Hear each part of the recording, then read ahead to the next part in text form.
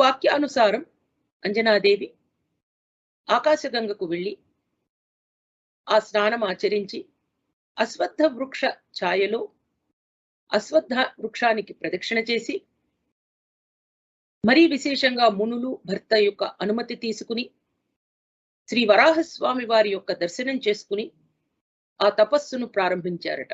ఈ తపస్సు ఏమి తపస్సమ్మా అంటే శ్రీనివాసుని తలుస్తూ విశేషంగా ఆవిడ నిరాహారిణి అయి తపస్సు చేశారు.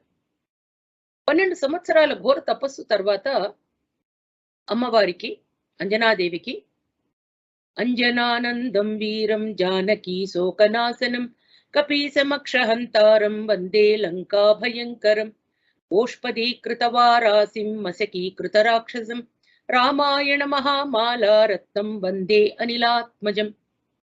విశేషంగా మహాబలుడు